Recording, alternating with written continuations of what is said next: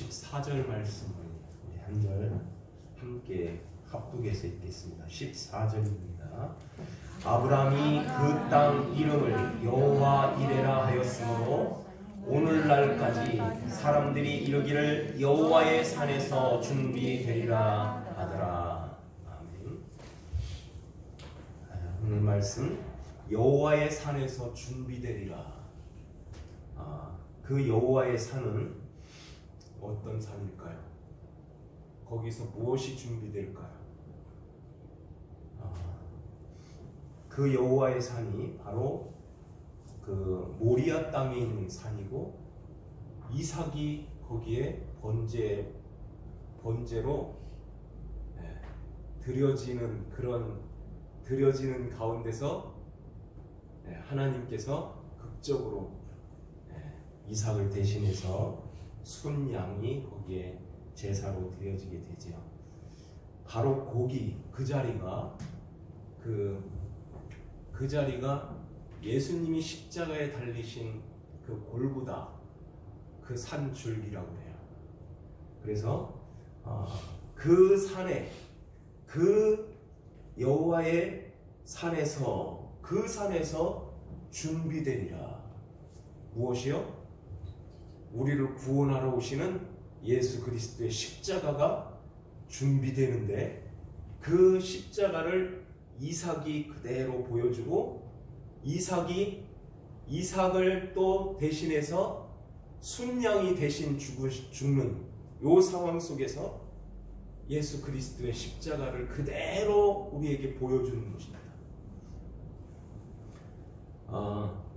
2절 말씀을 보면 하나님께서 아브라함에게 내 아들, 내 사랑하는 독자 이삭을 데리고 모리아 땅으로 가서 내가 내게 일러준 한 산 거기서 그를 번제로 드리라, 그런 말씀하시는 거예요. 이것을 가르쳐 주시기 위해서 여호와 이레로 준비된 그 그리스도, 그분을 이렇게 너희들이 이렇게 구원을 얻게 된단다 하는 것을 우리들에게 이 아들 이삭을 통해서 우리에게 가르쳐 주시는 것입니다. 왜 하나님께서 사랑하는 아들, 그것도 100세에 그렇게 주겠다고 하셨던 그 아들, 100세에 그냥 살아는 90세에 그 아들을 얻게 됐는데요, 왜 그 아들을 번제로 드리라고 하는 거예요? 양도 있고 송아지도 있고 이런 짐승을 드리라고 하면은 이해가 되는데, 왜 그렇게 귀한 아들을 갖다가 번제로 드리라고 그런 말씀을 하실까요? 이거 가르쳐 주려고 하시는 것입니다. 그것을 아브라함이 그렇게 귀한 아들을, 정말로 눈에 넣어도 아프지 않을 그 귀한 아들을 번제로 드리라. 이 번제로 드리는 이 과정이 그냥 순식간에 그냥 그 자리에서 드리는 그런 것도 아니었어요. 4절에 보면 3일 길을 걸어갔다고 해요. 3일 길을 나무를 나귀에다가 싣고 이제 종 둘을 데리고 이삭과 함께 아침 일찍 떠나서 가는 것입니다. 아내하고 상의도 안 했어요. 여보, 하나님이 이삭 번제로 드리래. 그러면 가라고 하겠습니까? 죽어도 못 쫙 이렇게 할 것 같아요. 왜 하나님이 이렇게 힘들게 난 그 아들을 왜 바치라고 하냐고. 그래서 아마 상의도 안 하고 그냥 아침 일찍 일어나서 나무 준비해서 들고선 이제 앞만 보고 가는 것입니다. 가면서 3일 길 가면서 그 아버지의 마음은 어땠을까요? 이삭은 나무 치고 올라가면서까지도 몰랐던 거예요. 아버지, 여기 나무도 있고 불도 있는데 번제할 양은 어디 있습니까? 이렇게 물어보는 거예요. 참 그 아버지의 마음이 어땠을까요? 예수님께서 아버지 하나님, 이 잔을 내게서 옮겨주시면 안 될까요? 이 말을 아버지 하나님이 들으셨을 텐데 그 아버지의 마음이 어땠겠냐는 거예요. 그것을 지금 아브라함의 마음을 통해서 하나님 아버지의 마음을 우리가 이렇게 보게 되는 것입니다. 그때 이삭이 여기에 나무도 있고 불도 있고 칼도 있고 그러는데 다 있는데 번제할 양이 어디 있습니까? 이러는데 아브라함은 마음이 왕창 무너졌을 것 같아요. 제가 그 상황이라면은 어떻게 했을까요?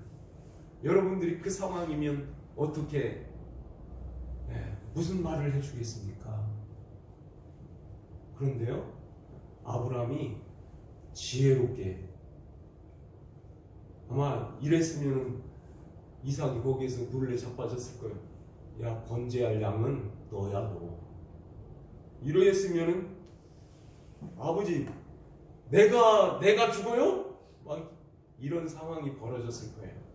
그런데 가면서 그런 이야기들을 이삭에게 안 할 리가 없죠. 그래야 하나님께서 준비하신단다. 하나님께서 준비하신다. 자, 우리 한번 8절 말씀을 한번 다시 한번 볼까요? 같이 읽겠습니다. 아브라함이 이르되 내 아들아, 번제할 어린 양은 하나님이 자기를 위하여 친히 준비하시리라. 아멘. 하고서 두 사람이 함께 나가는 거예요. 두 사람이 함께 나가면서 아브라함이 침묵하면서 아무 말도 안 하고 그냥 갔을까요? 아닐 것 같아요. 하나님께서 말씀하셨다.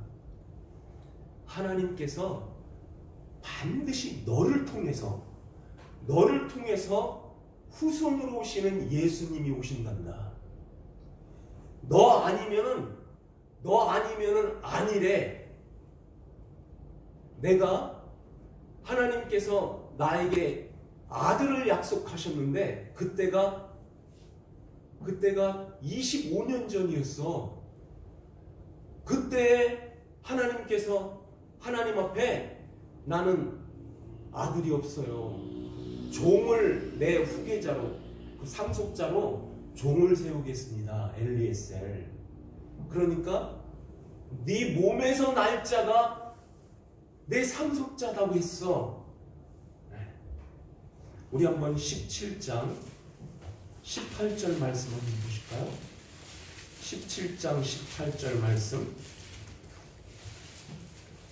하나님께서 아들을 주신다고 그랬는데 이제 하나님, 내 몸을 통해서 난 아들이 있어요. 이스마엘. 그 이삭도 이스마엘을 어렴풋이는 기억할 거예요. 그런데 이스마엘이나 잘 키우겠습니다. 하나님 앞에서 살기를 원하나이다. 이렇게 했더니 하나님께서 19절의 말씀 같이 한번 읽겠습니다. 하나님이 이르시되 아니라 내 아내 사라가 내게 아들을 낳으리니 너는 그 이름을 이삭이라 하라. 내가 그와 내 언약을 세우리니 그의 후손에게 영원한 언약이 되리라. 아멘. 네가 낳기도 전에 하나님이 이름까지 지어줬다. 이름까지 지어줘서 내가 그와 함께 언약을 세우리니 내가 그와 함께, 그가 누구예요? 이삭이죠. 이삭 너와 함께 언약을 세우셨다. 그의 후손에게, 그의 후손이 누구예요? 이삭의 후손에게, 너의 후손에게 영원한 언약이 되리라. 너를 통해서 이제 온 세상이, 하나님의 백성들이 다 사는 그러한 복이 예수님이 너를 통해서 오신단다.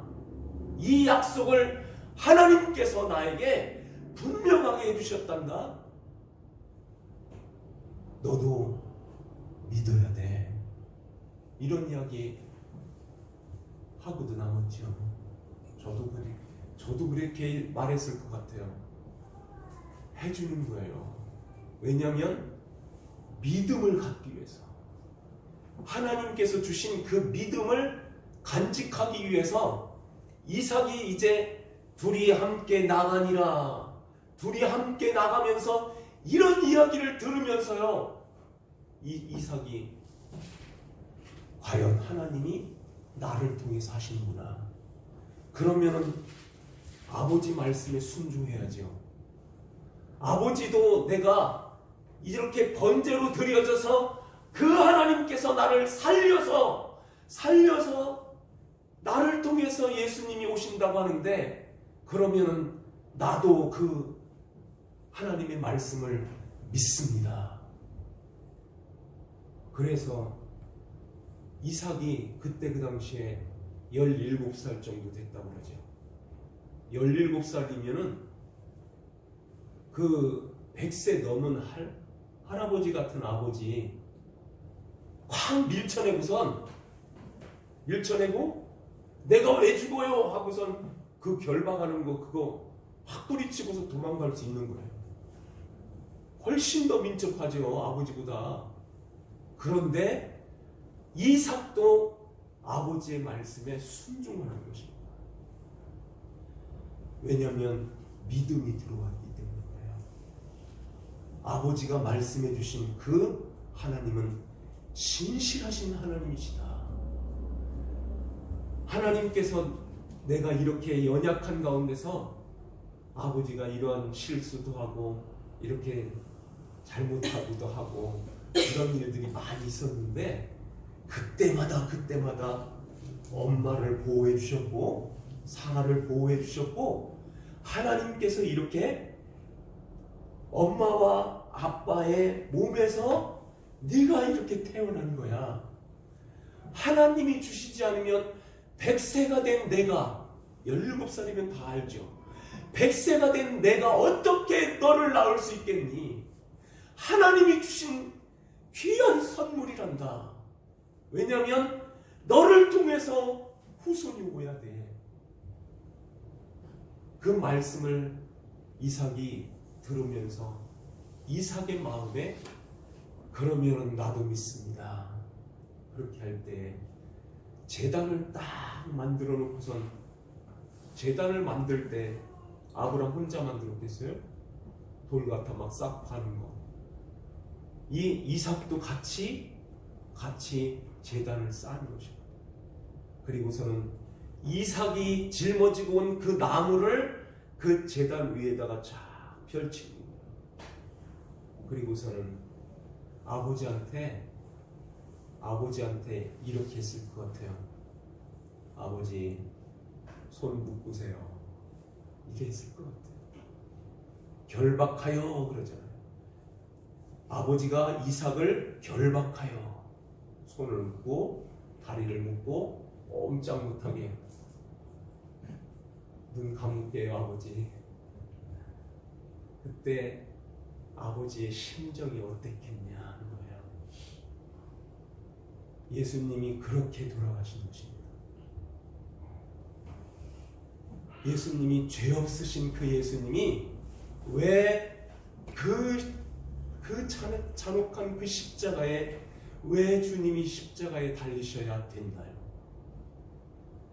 이것은 하나님께서 이삭을 진짜 죽이려고 하는 그런 그렇게 해서 번제로 드리려고 하라고 한 것이 아니었어요. 왜냐하면 아브라함의 믿음이 그만큼 자라났습니다. 아브라함의 믿음을 준 그 하나님이 왜 모르시겠어요? 이 아브라함이 내 말을 순종할 수 있는 믿음까지 왔다.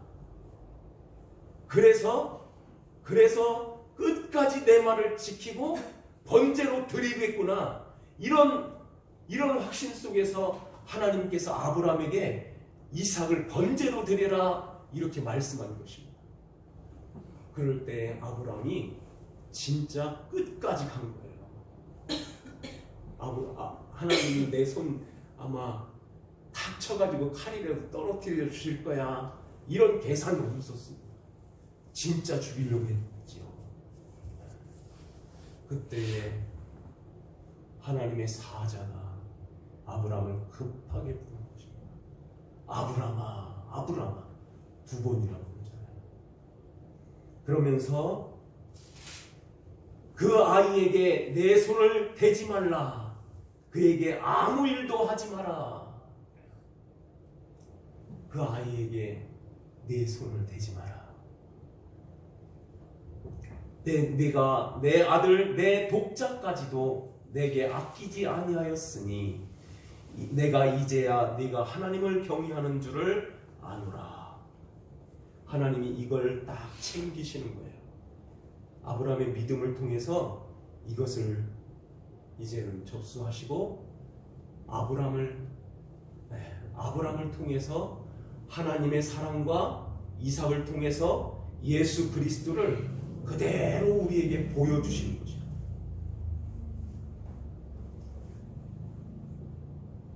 주님께서 이렇게 하늘의 영광, 하늘의 보좌, 하나님과 동동됨, 하나님과 본체이신 그 예수님이 그것을 비우시고 이 땅에 종의 형체를 입고 사람의 모양 형체로 나타나사 이 땅에 우리와 똑같은 모습으로 오신 것입니다.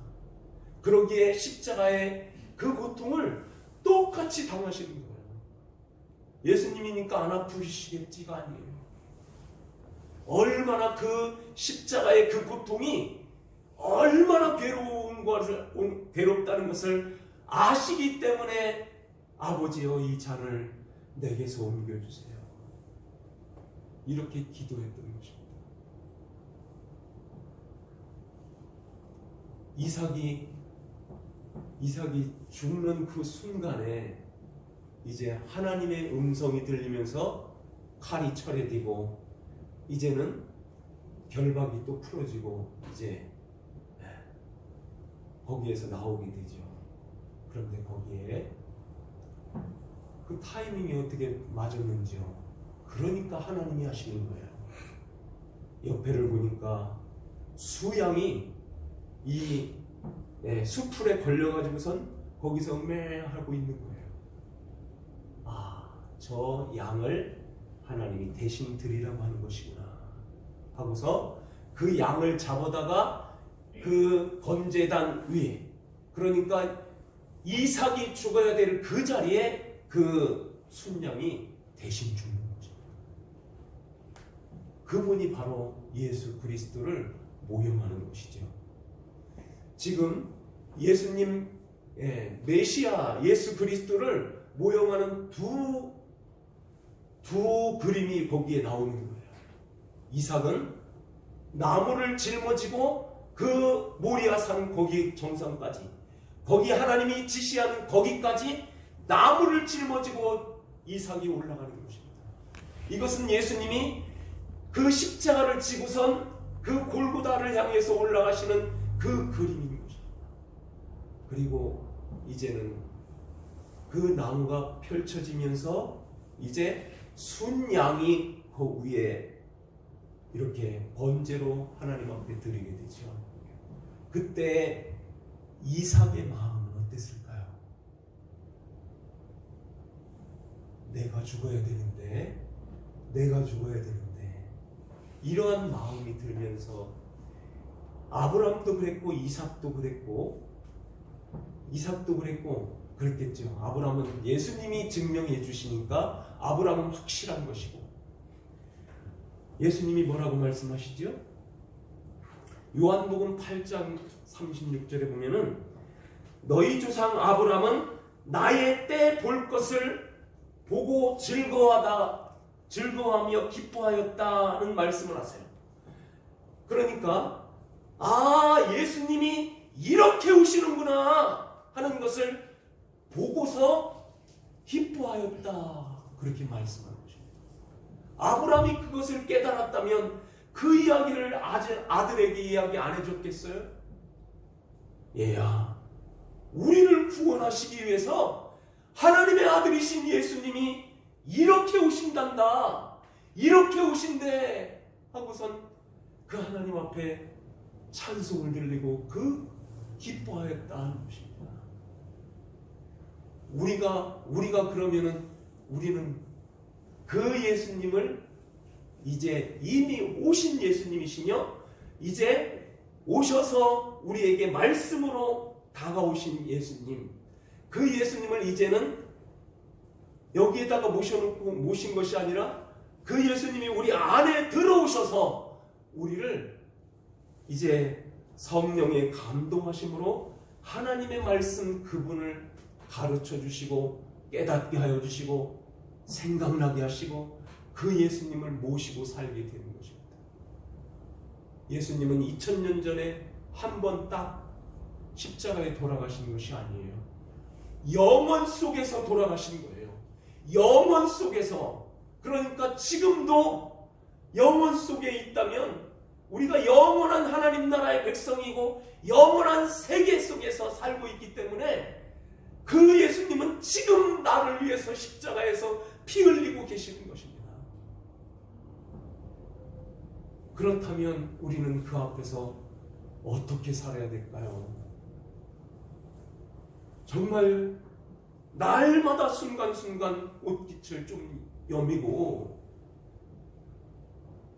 우리가 정말 하나님 앞에서 좀 거룩한 하나님 백성으로 살아야 되지 않냐는 거예요. 너무너무 지금 이 세대가 너무 악해져 있습니다. 소돔과 고모라성 저리 가라요.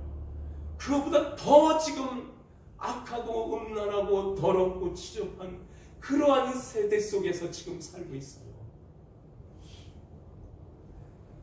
우리가 날마다 그 십자가 앞에서 주님을 바라보고 주님을 보고 우리가 그 앞에 있다면 나 때문에 주님이 십자가에서 저 피를 흘리시고 나 때문에 거기에서 절규하고 계신다면 그 예수님을 보고 계신다면 우리가 한 걸음 한 걸음 주님 앞에 더욱더 가까이 나가서 주님, 나 때문에 주님이 거기에 달리시다니요 하고 우리가 이제는 거룩한 하나님 백성으로 주님 앞에서 주님의 그 발치를 잡고 거기에서 흘려주시는 그 피를 받아 먹으면서 주님, 나도 주님이 가신 이 십자가 나도 지고 가겠습니다 하는 그 심정, 그 마음을 갖고서 주님이 가신 그 십자가의 길을 우리가 따라가야 되는 것입니다.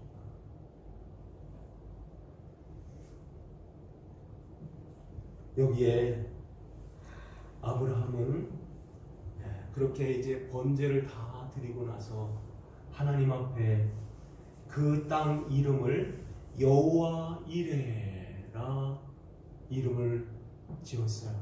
여호와 이레, 그것은 여호와께서 준비하신다 하는 그런 뜻이라고 하죠.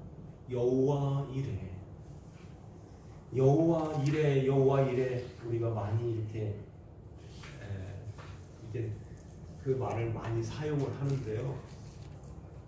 사실은 그 여호와 이레라는 말은 하나님께서 아들 예수 그리스도를 이렇게 준비하시는, 우리를 구원하시기 위한 거기에다가 쓰는 그러한 단어인 거예요. 할렐루야도 마찬가지예요. 막 남발하는 것이 아니에요. 여호와 이레. 그래서 그렇게 이렇게 격려할 때 뭐 이런 이야기 할 때 있죠. 앞으로 잘 될 거야. 여호와 이레. 여호와 이레야. 좀 힘들고 막 이렇게 어려운 사람들한테 하나님이 여호와 이레로 함께 하세요. 힘내세요. 글쎄요. 그런 데다가 써도 되는지는 모르겠는데 그게 그런 것이 아니라고 생각해요. 여호와 이레. 여호와 이레는 하나님께서 그 산에서 하나님이 준비하신다. 누구를요? 예수 그리스도를 너희들을 구원하기 위해서 준비하시는 여호와 이레야. 그 여호와 이레 이렇게 이름을 지었다고 말씀하는 것입니다. 그 여호와 이레의 하나님, 그 하나님은 우리에게 이제 앞으로 오실 그 예수님을 여호와 이레로 이렇게 준비하고 계시는 것입니다. 주님이 오실 때가 가까이 와 있습니다. 정말 주님이 아침에 말씀드린 대로 계시록의 7 나팔을 계속 꽝꽝 불어대고 있는 거예요. 지금 작년인 재작년 다르고 작년 다르고 올해 또 다르고 또 다를 거예요. 이러한 상황 속에서 우리가 주님의 나팔 소리를 들을 때에, 뉴스에서 들려올 때에, 하나님의 말씀을 통해서 그 나팔이 불려질 때에 우리는 어떻게 해야 될까요? 주님 앞에 날마다 기도하면서 땅의 것으로 살지 말고, 아침에 말씀드린 대로 성전에서 뛰어내리는 땅에서 사는 그 삶이 아니라 성전을 삼고 계신 주님을 모시고 성전으로 살아가야 되는 것입니다. 그럴 때에 주님이 우리를 붙들고 가시는 거예요. 주님이 오실 때에 영광 중에 주님을 배우게 되는 것입니다.